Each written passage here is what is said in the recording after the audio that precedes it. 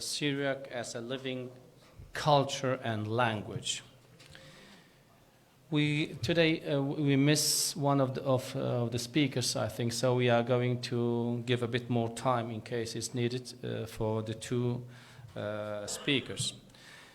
I have the honor to present to you Dr. إطلال Salim Al-Qas Hanna of the University of Hamadiya here in Iraq. She will delight us with a topic which is called The Craft of Fure Making in the Syriac Muslim Heritage Between Extinction and Continuity. She will do it in Arabic, so those who, and I'm among them, need a kind of translation, please just take it in account. The role is yours, Itlal. Thank you.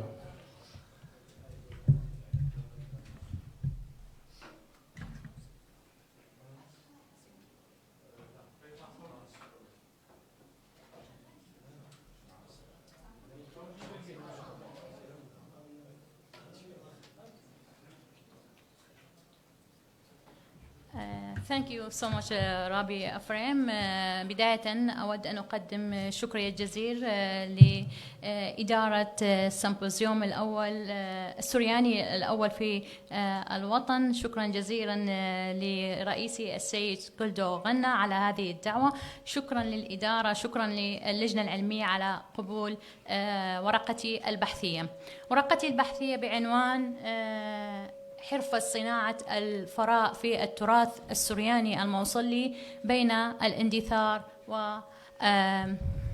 والاستمرار. بداية قبل ما أتناول هذه الحرفة ومراحل صناعتها نتطرق إلى تاريخ هذه الصناعة. هذه الصناعة كانت تعد جزءا من الأنشطة ومن الاقتصاد الذي يقوم عليه اقتصاد أي دولة. لذلك هذه الحرفة معرضة للاندثار. من هنا جاءت دراستنا لهذا الموضوع لغرض تسليط الضوء عليه، ومن ثم إيجاد الحلول المناسبة للبقاء، لتوفير سبل بقاء هذه الصناعة. تناولنا في البحث، يعني جاء مقسما على عدة مباحث يتناول تاريخ الصناعة والصناعة، هذه الصناعة في آراء أو كتابات المؤرخين المسلمين والمسيحيين، ومن ثم نأتي إلى مراحل هذه الصناعة والخاتمة التي توصلنا فيها إلى أبرز الاستنتاجات والنتائج. حرفة صناعة الفرو في النصوص المسمارية. طبعا أي حرفة موجودة في قبل ما تكون موجودة في الموصل موجودة في العصور السومرية، ومن ثم توسعت في العصور البابلية والآشورية، وصولا إلى طبعا مركز هذه الصناعة اللي هي تكريت. هنا نجد أنه التطور الحضاري الذي قامت على أساسه الإمبراطورية الآشورية وتوسعها، نجد أنه هذه الصناعة باعتبارها جزء من الاقتصاد الذي قامت عليه الإمبراطورية الآشورية تطورت بمرور الزمن إلى ورش خاصة. هذه الورش بدأ يتناقلها الآباء إلى الأبناء وظلت مستمرة إلى يومنا هذا. في يومنا هذا تعرضت للاندثار، طبعا ورش صغيرة جدا تكاد تكون على عدد أصابع اليد الواحدة تفردت بها بلدة بغداد في محافظة نينوى. أمامنا الخارطة هي خارطة سهل نينوى. آراء أبرز المؤرخين الذين تطرقوا إلى هذه الصناعة، عندنا مؤرخين مسلمين من تكريت ومؤرخين مسيحيين كبار أمثال الدكتور إبراهيم الناصري والدكتور بهنام سوني، فضلا عن مؤرخين من كركوك أيضا أبرزهم الدكتور علي شاكر علي، الذين أكدوا أن هذه الصناعة هي من تكريت وانتقلت إلى بلدات سهل نينوى. هذه الخارطة، أنا طبعا التأشيرة الأولى هي منطقة بحزاني باللغة الإنجليزية مكتوبة، وأيضا منطقة بارتلا وكرمليس وقرقوش. هذه الأربع بلدات المسيحية أصبحت تشتهر بهذه الصناعة، لتنفرد فيها فقط بلدة قرقوش في الوقت الحاضر. مقومات صناعة الفراء مثل ما رأينا في الخارطة، هذه المنطقة هي منطقة زراعية تشتهر فيها الزراعة والثروة الحيوانية، لذلك من الطبيعي جدا أن تنفرد بها هذه البلدات والتي أصبحت تقريبا شبه خصوصية لبلدة بغداد. قبل ما أتناول وأتطرق، أنا قمت بزيارة ميدانية إلى أحد الورش التي تشتهر بها هذه الحرف. تعرفت على أبرز الجلود التي يستخدمها الحرفي الخديدي. لدينا هذه مجموعة من الجلود في مرحلة التمليح والتنشيف. أبرز الجلود وأجودها هي التي يطلق عليها جلد الطرحي. الطرحي هو إما يعني صغير الخروف الذي يموت في بطن أمه قبل الولادة، أو الذي يولد حديثا ويؤخذ منه فراهه، ويعتبر من أجود أنواع الجلود في بغداد. النوع الثاني هو جلد القوزي بأنواعه، والنوع الثالث جلد الشباطي بأنواعه، وجلد الهربي الذي يعد من أسوأ، يعني ما أسوأ وإنما من أقل جودة من بقية الجلود التي، لكن في المقدمة يأتينا جلد الهرفي. الآن نأتي إلى مراحل صناعة الجلود. تبدأ مرحلة جمع الجلود في ما بين الشهر العاشر وشهر الخامس، ما بين تشرين الأول وأيار من السنة. هذه المرحلة يتم جمعها طبعا بعد مرحلة الولادة اللي لابد أن يستخدم فيها جلد الطرحي. تبدأ عملية جمع الجلود. الحرفي البغدادي، أنا طبعا بزيارتي للسيد عبد الله سقط اللي تعتبر أصوله من إحدى العوائل التكريتية التي قدمت إلى نينوى، فلذلك نرى أنه يقوم بجمعها من زاخو إلى البصرة. طبعا اشتهر أو انفرد هو وعائلة أخرى فقط من بغداد بهذه الحرفة. الآن نأتي إلى مراحل الصناعة. المرحلة الأولى هي مرحلة التمليح، أي وضع الملح في الجلد. يتم تعريضه للهواء البارد لغرض فصله عن اللحم، لأنه في هناك تصبح الجلود رديئة إن لم يتم تمليحها. طبعا مرحلة التمليح معروفة أيضا، ليس في الصناعة، أيضا معروفة في عملية صنع الأغذية إلى فترة قريبة جدا، يعني نتيجة لظروف الحصار الاقتصادي في العراق كنا نجد أهالينا يستخدمون الملح تمليح اللحوم، تمليح المواد الغذائية، والآن نجد أنه هذه الصناعة يتم استخدام فيها الملح مباشرة. المرحلة هذه تتم ما بين 3 إلى 5 أيام، بعدها يكون الجلد معرض للتلف. المرحلة الأخرى هي مرحلة الدباغة، البشارة. يقوم في هذه المرحلة عبارة عن عملية إزالة اللحم عن الجلد، فصل اللحم عن الجلد، ومن ثم يقوم تنظيفه. نجد هنا الحرفي الخديدي يقوم بتنظيف هذا الجلد.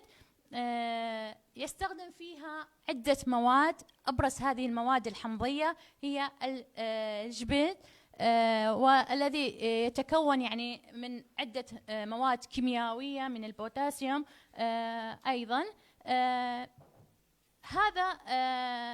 هذه المرحلة يتم فيها يفقد فيها الجلد كل ما يتصل به من اللحوم ومن المواد التي تسبب الزفر.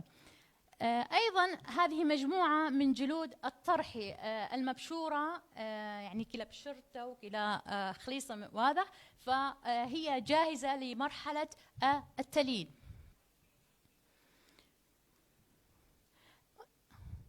المرحلة اللي بعد مرحلة البشارة هي مرحلة تليين الجلد، وهي عملية تنقية الجلد ليظهر بصورته النهائية. هنا أيضا تتم فيه عملية إزالة جميع مواد الدباغة التي يعني تم خلطها أثناء هاي المواد الكيميائية، يتم إزالتها جميعا. أيضا يتم إزالتها الآن. لدينا أنه آلة خاصة بالحرفي يستخدمها فقط، أنه عبارة عن آلة حادة ومن ثم حبل يربطه ويتم بها تليين الجلد. إذا نشاهد الآن في الصورة أنه الورش ما زالت ورش قديمة كما كانت، يعني محافظة عليها منذ العصور الآشورية، وإن كنا يعني مستخدمين الحضارة والبناء والأبنية الحديثة، لكنها ما زالت محافظة على تراثها وطبيعتها الآشورية. الآن نأتي إلى مرحلة الفرز، وهي الآن لدينا جزء من فروة الطرح، وهي الجزء الرافديني والعراقي المشهور، والآن هي المرحلة الأخيرة التي يتم فيها بعد مرحلة التنقية مرحلة الفرز، فرز الجلود، لتظهر لنا بهذه الصورة. تصريف المنتوجات. طبعا سابقا كانت المنتوجات تصرف عن طريق أسواق خاصة بالموصل في العهود العثمانية، لكن الآن نتيجة التطور الحاصل في وسائل النقل أنه تصريف المنتوجات يقوم يعني تتم من داخل الورشة أو من داخل بغداد، فيها يتم تصريف هذه المنتوجات إلى دول الخليج العربي حصرا، لأنه كلنا نعلم أن شيوخ الخليج العربي يرتدون هذه الفراوي. طبعا هذه الفراوي أنا سألت سؤال للحرفي، لماذا لا يتم، يعني لماذا لا يوجد طلب من قبل المرأة أو الفتاة العراقية على صناعة هذه الفراوي اللي هي الفراء؟ قال لي إنه دائما يفضلون الصناعية لأنه أرخص، ومن ثم هي كديزاينر هي أجمل، فلذلك يتم فقط صناعة هذه الفراوي للرجال. يتم بيعها بحدود تصل إلى من $3000 إلى $4000 لشيوخ الخليج، خاصة المملكة الأردنية والمملكة السعودية. في خلاصتنا يعني نتيجة للزيارة التي قمنا بها والدراسة الميدانية والتاريخية التي تناولنا فيها، هذه الحرف من أهم الحرف. يعني الآن وجدنا أنه تتطرق إلى الكثير تحتاج إلى الكثير من الجهود، ولكن القيمة الاقتصادية لها هي كبيرة جدا لو تم الاهتمام من قبل الحكومة، ولو وفرت لهم معامل صناعية. ندعو إلى هذه الأمور. شكرا جزيلا لكم. Sorry for late. We are more than on time. This is a good. Thank you very much, Dr. Al-Hassanna.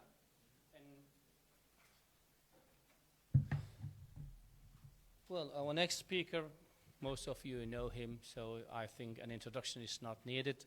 Just Dr. Nicholas Algilo, independent scholar based in Ankara, will delight us with a topic which is called Gdelta Sewarta Audala and the importance of preserving modern Aramaic dialects. His conference will be given in English, so if somebody needs a translation from English into Arabic, we have some, means. So, Nicholas, the role is yours. Thank you very much. Are you going to? I'm just trying to get it to show. Okay.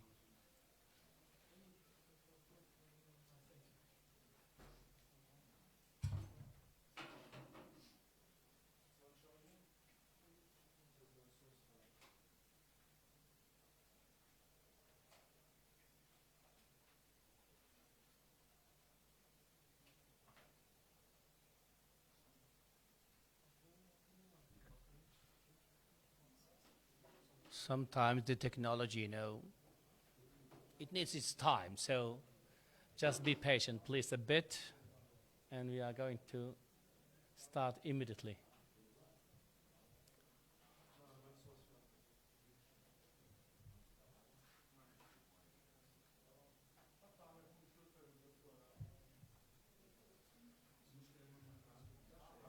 لا بس أخذ أوكي.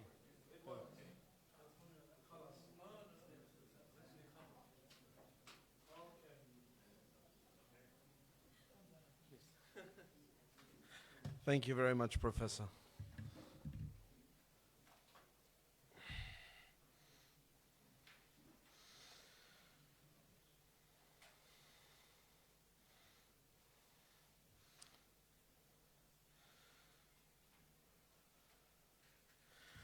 Okay, so good morning, everyone. And can everybody hear me?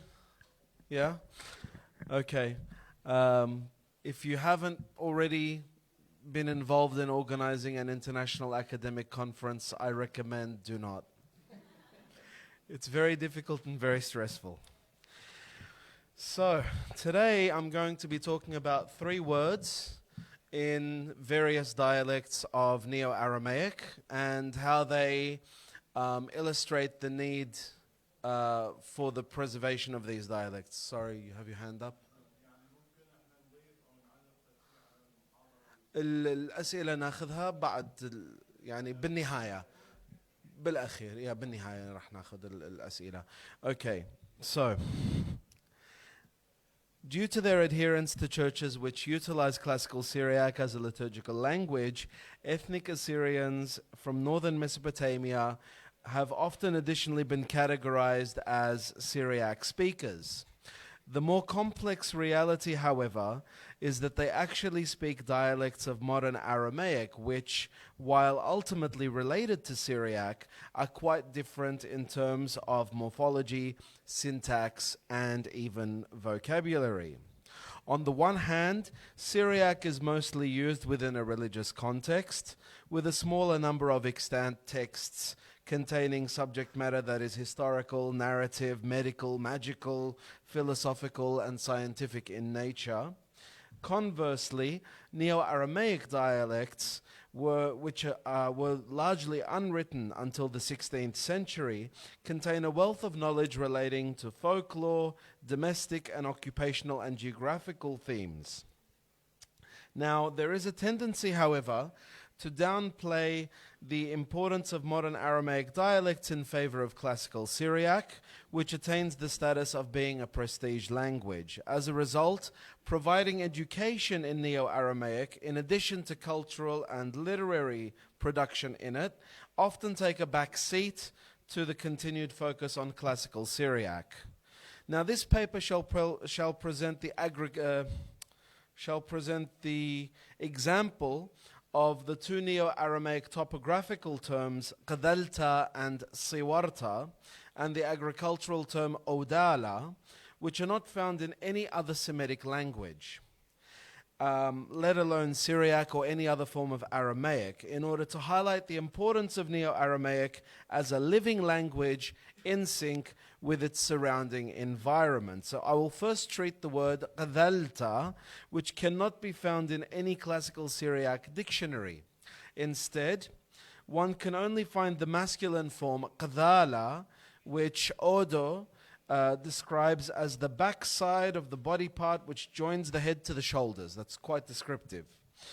The part opposite the sawra, which is the front side of the same mentioned body part. While the 10th century bishop and Syriac linguist Hassan Barbahlul just defines it as the back of the sawra. Now, Jesse Payne Smith explains it as the neck, the nape of the neck, and a few other things, while Costas additionally defines it as the bank of a river. Now, moreover, Yastrov's Judeo-Aramaic dictionary has qdal and qdalta, which he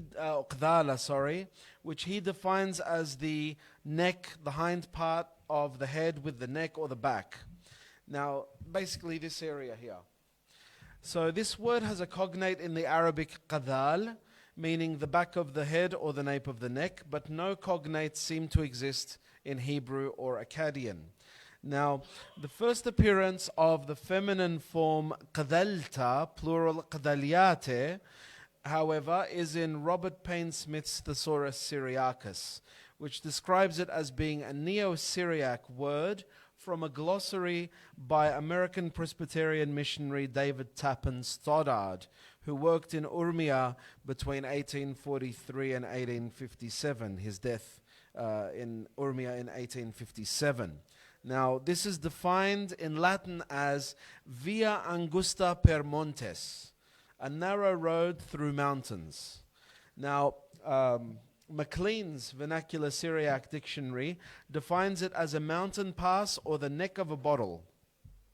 Father Samuel David's English Chaldean Dictionary also lists it as meaning a mountain pass, while Alexander Oraham's Assyrian English Dictionary describes it as a pass, a depression in a range by which access may be had from one side to the other, a mountain pass.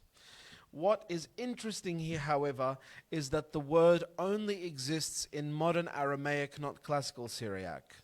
And in modern Aramaic, a feminine form of a body part is used, namely the back of the neck, to describe a geographical feature in the local topography.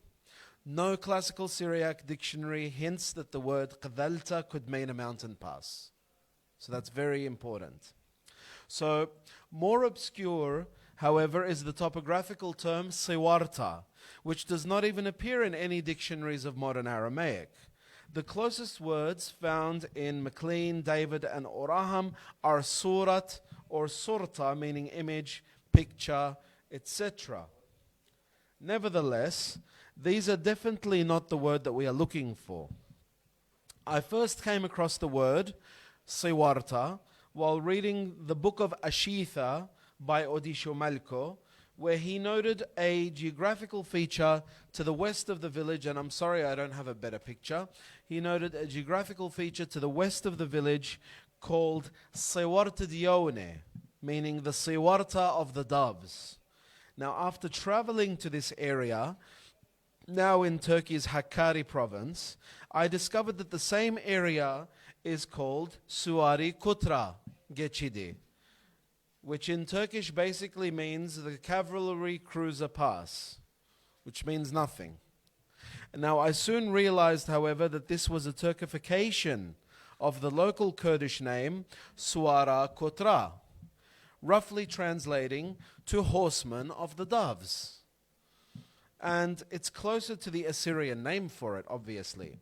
But this still did not make sense, since the feminine equivalent of Suara in Syriac, Siwarta, cannot obviously mean a horseman or cavalry. It's a feminine word.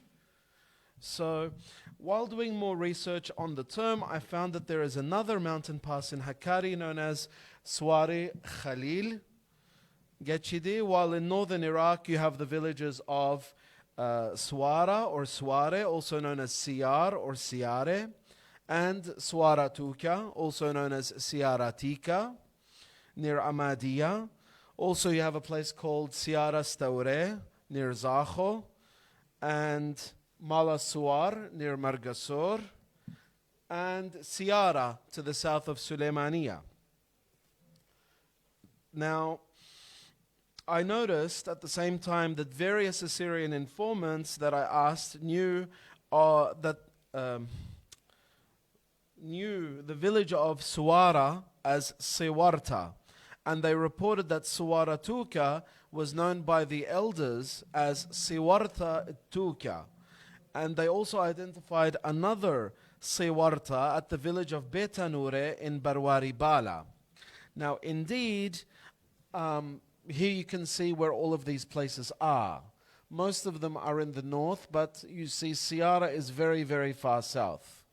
And if you noticed in the images, they're all very close to mountain passes with very steep ascents or descents.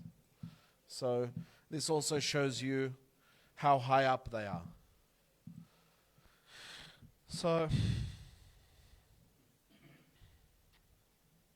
Indeed, I found the word in various dialects of Kurdish and listed in multiple dictionaries as swar, siyar, etc. In Zazaki, I found the same word as espar or suwar, while in Persian it is savar, and in Arabic sawari, and in Turkish suvari. In all these languages, the word alludes to a cavalryman, rider, horseman, or knight, and can also mean to ride, mount, or get onto something, possibly deriving from the Persian word asp, meaning a horse. But again, I could neither find any relation to a geographical term such as a mountain pass, which in these languages, the same languages, is as follows.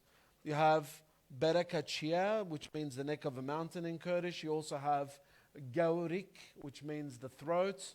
In Persian, Gardaneh Kuhistan, the neck of the mountain. Or in Arabic, Thaniya, Mamar Jabali. In Turkish, Geçit Boğaz, which also means throat, which is very interesting. Okay, because remember we talked about qadalta, meaning the back of the neck. So, moreover, there is the classical Syriac word swara, which Robert Payne-Smith defines as vertigo or staggering as a drunkard, and Payne-Smith simply defines it as dizziness. Payne-Smith further notes the Neo-Syriac masculine noun suwara, which Stara defined as a strap to keep the cap. I'm guessing it's one of these straps that you have under a hat. But these are definitely not the same as siwarta. We still haven't found siwarta in any dictionary. So on the other hand, an informant from the village of Dure in Barwari Bala reported that siwarta was a steep descent between two mountains. And Rabi Odisho Malko, in the latest edition of his dictionary Hilqa Dilishana, defines siwarta, plural siwaryata, or siware, as a narrow mountain ascent, in addition to a door socket or a wooden door frame and an aim or a goal. Thus, the similarity between siwarta and qadalta in referring to a mountain pass is very striking. Whereas qadalta is the feminine form of qadala, it appears that siwarta is the feminine form of sawra, the masculine noun sawra. Now, according to, see here you have the qadala, which is the nape and the back of the neck, and sawra, which is the front. Now, according to Barbahlul, sawra and qadala are the same. They differ in relation to he who sees it. That which is seen from the front is called the sawra, and that from the back the qadala. Similarly, Odo notes that the sawra is the body part between the head and the shoulders as seen from the front, while when it's seen from the back it is called the qadala. Jesse Payne-Smith defines it as a neck or a throat. Kostas adds the ridge of a mountain. And Jastrov notes that sawra or sawar or sayyar in Mishnaic Hebrew refer to the neck or the front of the neck or the throat, or interestingly the name of a valley. Now the only Neo-Aramaic dictionary that lists the word, I should also note that sawra is cognate with the Akkadian sawarum, but there is no cognate in Arabic. Now,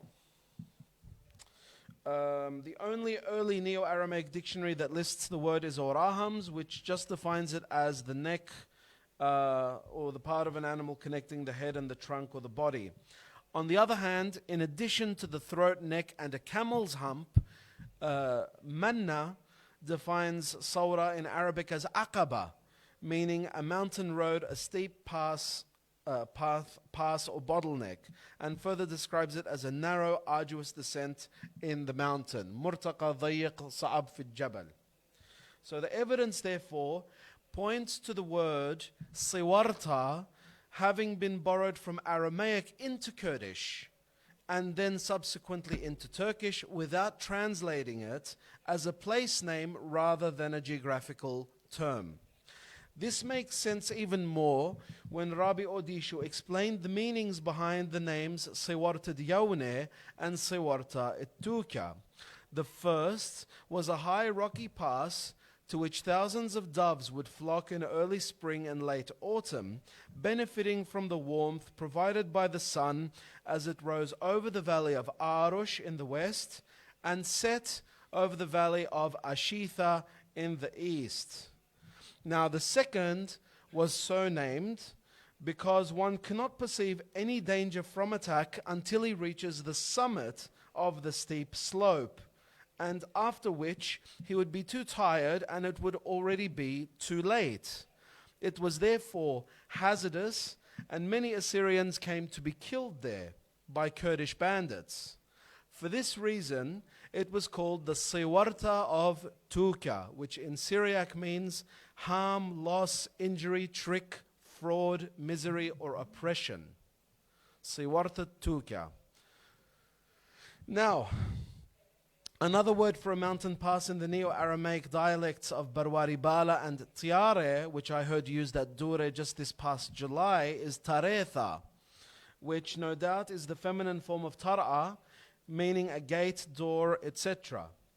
Now, Jesse Payne Smith adds that the masculine form of the noun can also mean a mountain pass, which is interesting, and in the supplement to the Thesaurus Syriacus, she adds the phrase Tar'at Tura, meaning an approach to a mountain. So you also have the very similar words. I'm not going to go through this too much because there's more interesting things to talk about. Tra'itha, Tra'eta, Tur'a, Tur'atha, etc. And with one of them, it's actually translated as a mountain pass or an escarpment. So, the next word I will present, I again came across in a text, this time in classical Syriac, from an 18th to 19th century manuscript that I found in the Assyrian village of Tel Jadaya on the Khabur River in northeast Syria in 2002. The text, which narrates the vita and martyrdom of Saint Mamas of Caesarea in Cappadocia, was kept by a family originating from the village of Oramar, present-day Dagleja in Hakkari, who were the last caretakers of the Saint Mamas church there, which had been abandoned in 1915. Unexpectedly, the manuscript's contents are unique and have never been studied before, differing significantly from the narrative of all other surviving Syriac witnesses to the text due to the addition in a more inferior Syriac of a narrative derived from local folk traditions. Rather than Saint Mamas accepting martyrdom and dying at the stadium of Caesarea in 275 AD, the text relates that he was saved and came to Oramar and established himself there. He then collected all the snakes that had infested the land, sweeping them away with him into his hermitage and bottling them up into a hole under a large stone in the floor of the cave over which he built his church. Now, this is not Saint Mamas. I just put this here because it shows a saint driving away snakes. It's St. Patrick of Ireland. So this is the inside of the church as it looks today. Now, the text then recounts various miracles attached with the building of this church and the slaying of 2 dragons in nearby districts before shifting back to the saint's final prayer before his acceptance of martyrdom. So, as already noted, the apocryphal addition to the hagiography is written in a Syriac informed largely by colloquial Neo-Aramaic. For instance, it is notable that some words are used improperly in either their absolute or emphatic states due to lack of the absolute state in Neo-Aramaic and the author's unfamiliarity with its correct usage. Additionally, the author incorrectly renders the word aina, referring to a spring or source of water, as masculine rather than feminine. Furthermore, the word for one is placed before a noun to mark indefiniteness, as it is common in Neo-Aramaic, not in classical Syriac. While the classical, it also includes Neo-Aramaic vocabulary, such as the word zarbana. Now, while the classical Syriac root zrab means to press, urge, impel, force, etc., the Neo-Aramaic word zarbana means strong, powerful, forceful, mighty, So therefore the saint in the text, rather than calling out in a voice that was pressing or urgent, as per the classical Syriac interpretation, was doing so in a powerful or mighty voice in the Neo-Aramaic sense. The text also includes toponyms relevant to the area, and in one instance the saint is even called by the name with which he was locally known in the surrounding area around his shrine, which was Mari Mamo. But these are not the word which I would like to discuss, so maybe I should come to that word. Now, toward the end of the inserted narrative, we read thus, and I'm going to read in Syriac. You can see the translation up there. من باثر دت نخ من بنيانه رخيو على الكودنية وزا الباثر تنينة لقريثة هوزة وباهوز وقتل تنينة هاو ومخا ماما حطرة هانا ودين مورانيثة وانبق عين دمية بهاي دكثة وعوذ تمن صلوثة وسام بركة قدم علىها وسام بومت تنينة حذ أودالة أسبا أفدالة أسبا ها خنا رب إيثاوى ولام لا بومت تنينة مطل تسقي رباوى. Okay, so my problem here was the word أودالة. Now, while the word esba is commonly found in Syriac lexica and can mean grass, herb, plant, etc., Awdala does not appear in any Syriac or Neo-Aramaic lexicon. At first glance, it appears to come from the af'al stem of the triconsonantal verb bdal. In Syriac, however, this means to be mad, insane, or to stagger. And in Neo-Aramaic, it means to change or replace, badal, like in Arabic. While in Judeo-Aramaic, it means to divide or keep separate or set apart. Moreover, Yastrov defines the word avdala or avdalta as the act of distinguishing or separation, or to the Havdalah ceremony, a formula of prayer for the exit of the Sabbath or holy days. The corresponding Hebrew word is Havdalah, which means difference, differentiation, segregation, and along with the word Hivdel means distinction, and derives from the triconsonantal verb root meaning to separate or detach.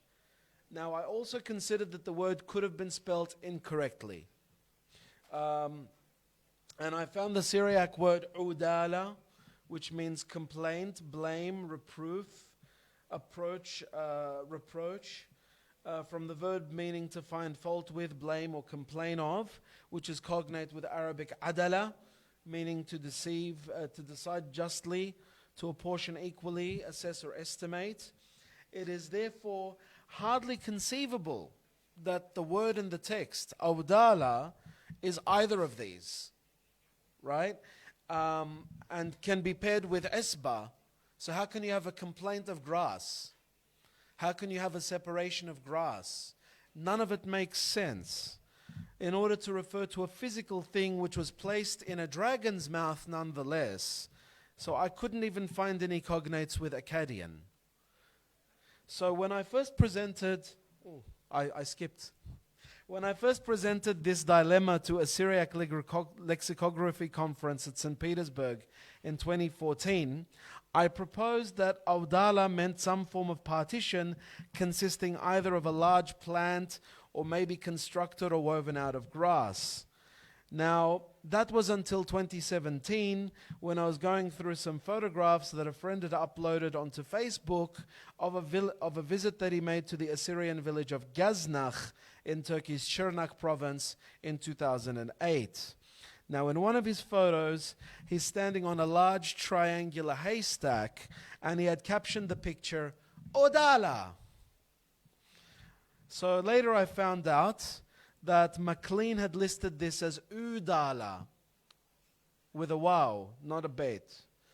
And in the Tergawar district, this simply meant a haystack. So although this may be related to Jesse Payne Smith's entry Uda, meaning a brand, firebrand, or stick for stirring the fire, it is not found in any other classical Syriac or Neo-Aramaic dictionaries. Now, except for the Surat dictionary, which recently uploaded it, but it spells it with a ayn. And here you can see the places mentioned in the text. They're mostly mountain areas stretching from the Botan district to Hakkari to the mountains just close to Urmia. Now, this only made sense 2 years ago when I visited the village of Hoze in the Albaq or Bashkale district of Turkey's Van province. There, locals directed me to a rock formation in the shape of a large snake with a wide gaping mouth, beside which bubbled a spring of water. I immediately recognized this as the scene described in the manuscript authored at Oramar, a 106-kilometer drive away, and realized how a large awdala, a haystack, could fit in its mouth. Now, as with every other living language, Neo-Aramaic has always been in sync with its surrounding environment. It had its own worldview and ways of expressing itself, storing centuries or millennia of its own knowledge and experiences within its stories, songs, and the vocabulary therein, often markedly different to the classical Syriac literary language used in religious circles. Once removed from its environment, however, much of this vocabulary dies due to lack of use, and unless properly documented, it then becomes irretrievable and enigmatic to future generations of scholars. I therefore commend the work of all those academics and language specialists who are tirelessly and systematically documenting Neo-Aramaic dialects that still survive. Not only does this work need to be supported and continued, but we must also encourage the investment in teaching Neo-Aramaic to coming generations, as well as the production of literature in it to ensure its survival for many more. Thank you very much.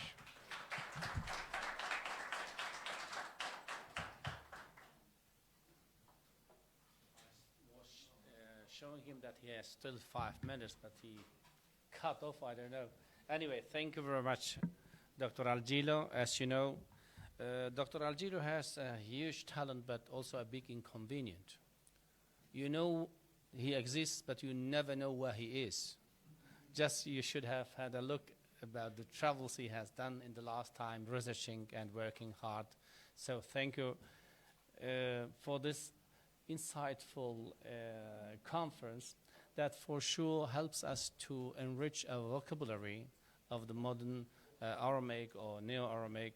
Everybody calls it as he wishes. Anyway, thank you very much. Now we have few minutes for some questions, but just I want to ask you to make short questions, not commentaries, please. Yes, first, and then you will be there, yeah.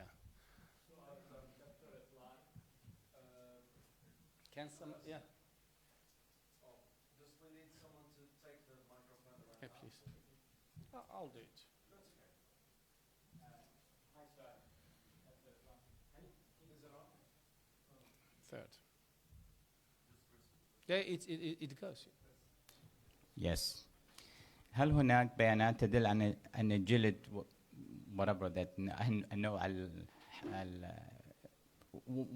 واحد من الأنواع اللي ذكرتيها هو أفضل نوعية من الأنواع الأخرى؟ هذا السؤال الأول.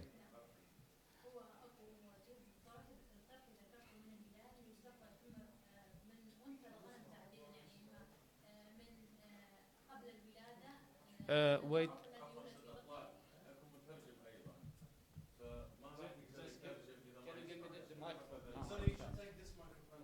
Oh yeah. Give that one for questions and take one for Yes, you are right.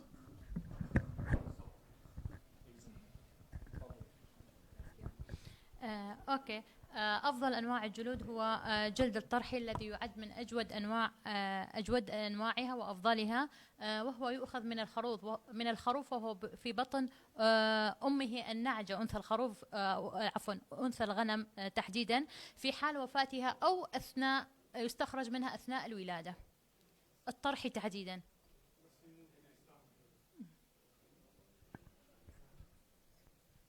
سؤالي كان اكو يعني statistics data، يعني بيانات، هذا يعني هذا احسن او افضل نوع. نعم، هو ماكو بيانات، لانه اكو يعني نقطه مهمه اكد لي هي الحرفي اللي انا قمت بزياره ورشته في بغداد، قال لي انه هذه سر المهنه، يعني هو قال لي مستحيل اطلع. لذلك نجد انه هاي الحرفه تحديدا هي احترفها اهل السريان تحديدا في بغداد. اوكي السؤال الثاني، هل هناك محاوله جمع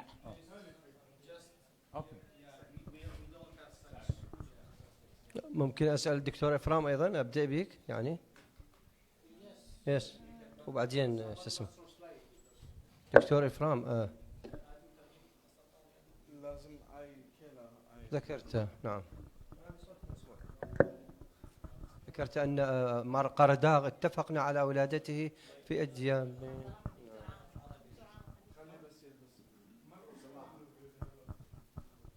دكتور أفرام تسمعني؟ أوكي. ذكرت أن مار قرداغ اتفقنا على أن ولادته في حدياب أو إديابين، أوكي، لكننا نجهل موضع وفاته. طالما ذكرت أنه في معبد الإله أشتار في أربيل لم تجرى تنقيبات، أنا كقارئ مسماريات أعرف أن معبدين لأشتار في نينوى وفي أربيل لم تجرى تنقيبات. مع ذلك لدي بحث في نشرته في مجلة سومر أربيل في ضوء النصوص المسمارية 60 موضعا. أعتقد أنه توفي في المدينة التي وردت في النصوص المسمارية بصيغة أصلي بالصاد، صوت الصاد، وأزالي.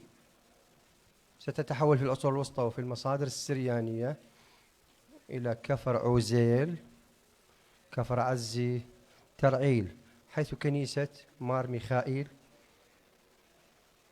أما حزة فلا زالت تحتفظ باسمها إلى يومنا هذا، من القرن الثامن الميلادي، ذات أغلبية مسيحية. في بداية تأسيس أبرشية مطرانية أربيل، فقد أقام بها مطرافولية حدياب، من أشهر أبنائها البطريرك طيمثاوس الأول 780 823 وملقب بالكبير. نشرت هذا البحث في الصيغتين الإنجليزية والعربية في مجلة سومر سنتي 2015 2016. سؤال الدكتور نيكولاس.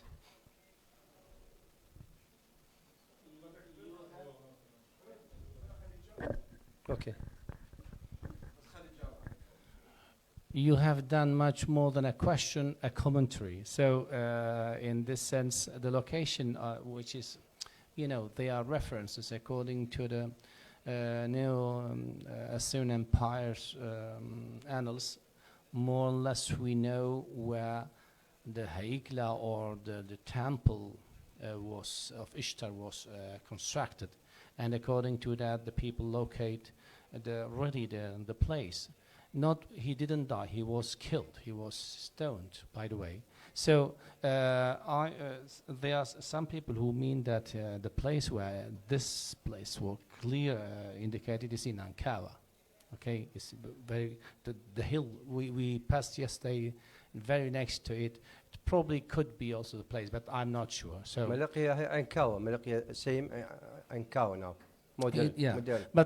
it's the distance which is indicated. It's about several kilometers far from the Erbil, the city itself. So, you know, we depend on those sources that are indicated in the texts, and there we don't have a location which is said he has been killed, where his house was, where his palace and fortress was built. But at least there is a Malqi relationship, which is clearly the place where Mar Qardakh was settled and also killed. دكتور نيكولاس، كثيرا ما تكرر لا توجد في اللغة الأكادية، لا توجد في اللغة الأكادية. مثلا قذالة أنت تقول لم نعثر عليه. فيه لفظة من العصر البابلي القديم قدلو، يعطيها قاموس شيكاغو الأكادي، يعني قلادة من الثوم أو طوق من الذهب. قرأتها ونشرتها في مجلة، هي نفسها الجذيلة أو الجذيلة باللغة العربية. جدلو بابل القديم، نص يعني لفظة وردت في البابل القديم. حتى ترعى أنت تقول لا توجد بالأكدية. وصل لنا النص من العصر البابلي الحديث والإخميني، نعم، بصيغة ترخو. نعلم أن لا يوجد صوت للعين في الكتابة المسمارية، لذا لجأ الكاتب إلى ترخو، لكنه يقول أنها كلمة آرامية دخيلة إلى الأكدية في العصر الكلدي البابلي الحديث والعصر الإخميني. إذن بوابة أو ترخو أو ترعى بالآرامية. حتى في حديث النبي العربي يقول الجنة فيها ترعى، على ترعة يعني باب من أبواب الجنة. كذلك يمكن الإمام علي من المشترك السامي. ترعى موجودة في الأكدية، كثيرا ما تردد لا توجد في موجودة في الأكدية. طالما موجودة في الآرامية موجودة في الأكدية، لم تسعفنا التنقيبات. Okay, بس يعني in response to your remark about Gidlu, we have Gidla in Aramaic. It's not the same, but it's not the same as Qadala. It's not the same letter, it's not the same concept. لم تراعي الإبدال الصوتي، التبدلات الصوتية بين القاف والجذ. You can't really call them cognates, though. You can't really call them cognate words. But thank you very much. I'm not a specialist in Akkadian. I just know what I see in dictionaries, in the Chicago Assyrian Dictionary and on other dictionaries. If I can't find them, then الأرض القاسية والأرض الجاسية، القاف والجيم يتبادلان. هذا الإبدال في ظاهرة طبيعية في فقه اللغة السامية. القاف والجيم جمل. It's possible. It's possible. دكتورة إطلال، أخير سؤال دكتورة إطلال. عائلة أطرقتش لم عائلة بطرس.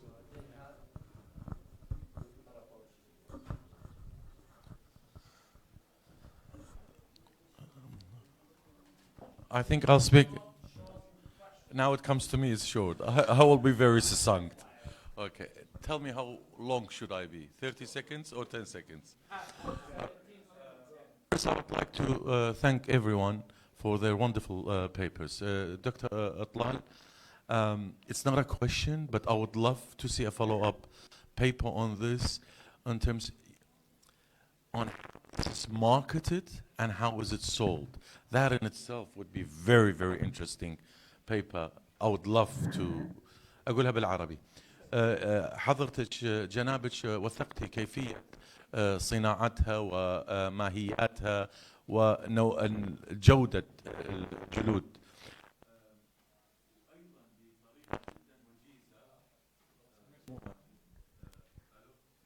بطريقة جدا وجيزة تفضلتي عن تسويقها في بلدان الخليج. حاسس هناك حاجة ماسة للعمل على بحث عن كيفية وماهية التسويق والبيع هذه الجلود.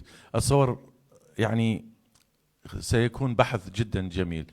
أتمنى حضرتك مستقبلا. أستاذ دكتورنا الفاضل أستاذ نيكولاس،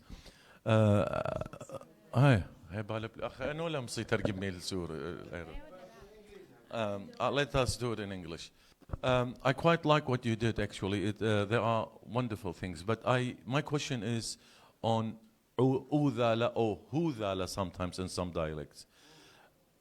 I couldn't quite pinpoint what the etymology, because sometimes you're spelling it with bad marking. Okay, I would like to drive that it is from Oda, which sometimes is also, at least in modern Assyrian, modern Aramaic, collegial Surat, it is used for a spike. Now, if you have documented and seen Udhala across the rural villages, you will see it's always built like a mountain, and there is a spike, you know, that goes right. So it is, it's not, this is not, you have, this is almost like a grota. But if you have a look, in general shape of it, is a small mountain, and I don't know, maybe Lawrence is from Doha Kassin, Udhala Ghizit Goya, Nala, you will see it. And there is, you see those sticks to the side to hold it? It is something like that. They cover it with leaves on the top, so the water falls off, and then they have it fixed still with an other, more like it. So it could be from that. Maybe if you can look into it. And that's it. Thank you very much. Was I succinct or I did? Yeah. Ah.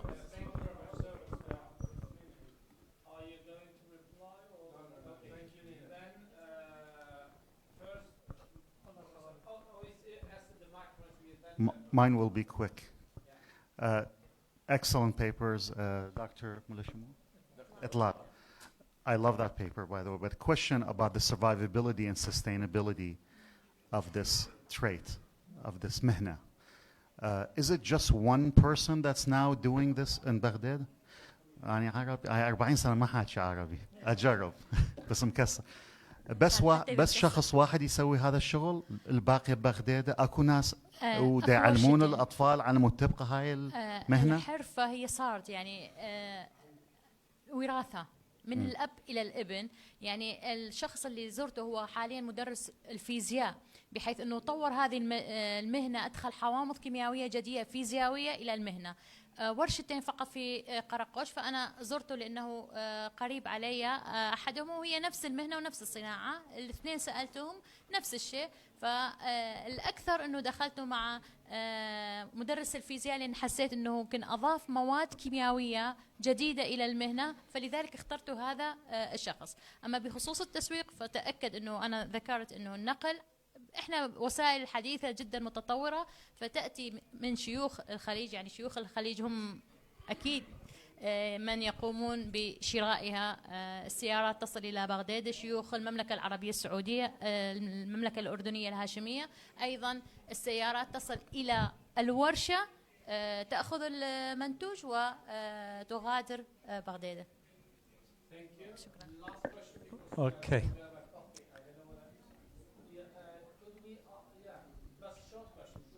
All right. Thank you to the speakers. My question is to Dr. Nicholas. Can you hear me? We usually use the feminine form sometimes for زعارة, diminutive, so أو تصغير in Arabic.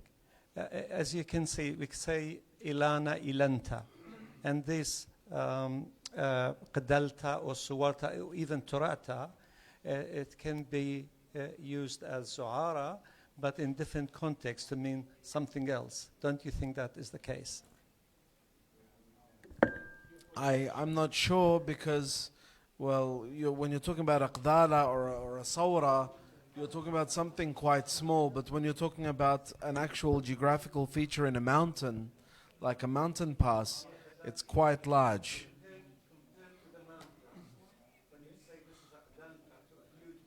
Well, I haven't seen qdala al-tura or sawra al-tura to know.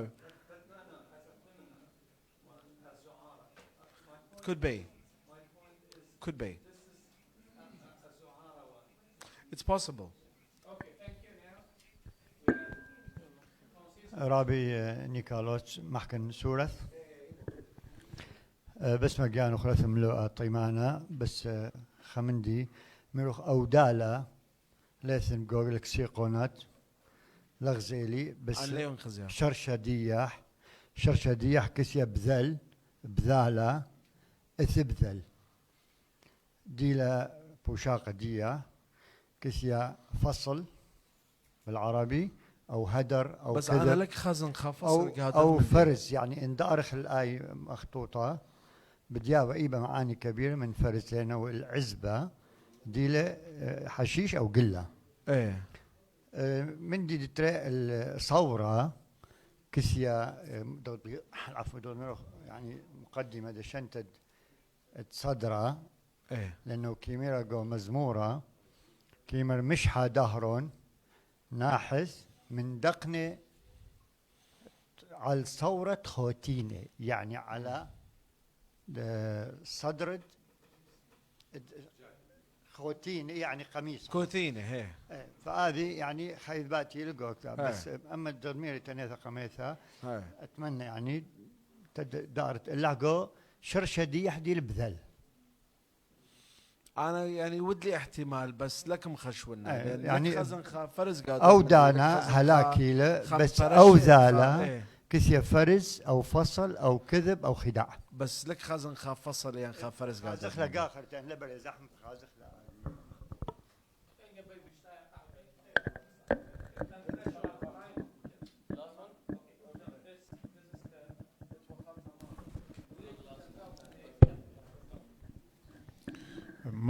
ما راح اطول. تمام. الملاحظة السريعة الأولى أني حسيت بمتعة ببحث دكتور نيكولاس. شفت أنه الكلمات هي تكون ممكن مثل المخطوطة وممكن مثل الأحجار ومثل الكتابات تثبت الهوية على مدى تاريخ. فشكرا جزيلا. دكتورة إطلال، يعني أنت كان الموضوع عن الموصل، الجزء المهم في سهل نينوى اللي هي بلداتنا في تلسقف والقوش. في تلسقف أيضا كانت مشهورة في دباغات الجلود، وأكو محلة تسمى بمحلة الدباغة. تلسقف مشهورة بالجلود وكانت تصدر إلى الموصل.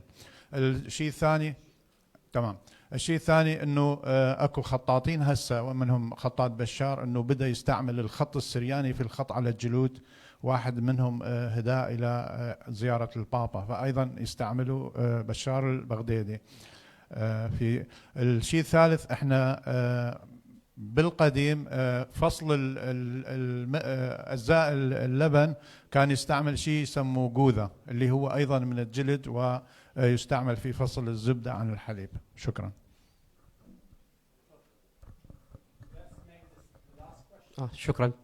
شكرا نيكولاس. يعني الورقة البحثية طبعا أثارت اهتمامي جدا.